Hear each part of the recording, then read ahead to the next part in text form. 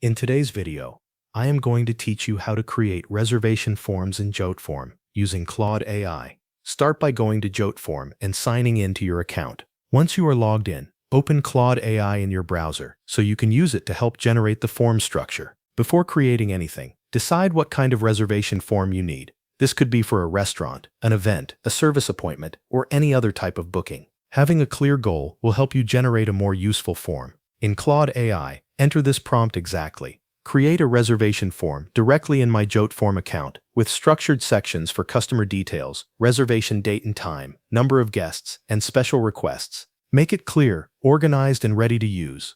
After submitting the prompt, allow Claude AI to create the form in your Jotform account. When that is done, return to Jotform and locate the newly generated form. Open it and review the overall layout. Make sure the main sections are present and that the flow matches the type of reservation you want to manage. If needed, add more fields that are specific to your reservation process. You can include items such as reservation type, available time slots, guest count, seating or service preferences, and a notes field for extra details.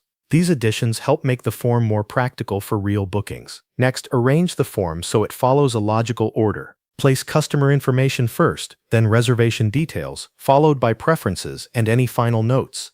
A clean structure makes the form easier for people to complete and easier for you to manage. After organizing the layout, customize the form content. Edit field labels so they are easy to understand. Add short instructions where necessary. Mark the important fields as required so you receive complete submissions. Then go into the form settings and adjust anything related to how reservations will be handled. You can enable email notifications, connect integrations, or set up other options that help you track and manage incoming reservations more efficiently. Once the setup is complete, preview the form and test the full submission process. Check that the fields work properly, the sections appear in the correct order, and the user experience feels smooth from start to finish. When everything looks right, publish the form and share it. You can copy the direct form link or embed it on your website, depending on how you want people to access it. Thanks for watching. That covers everything you need to know.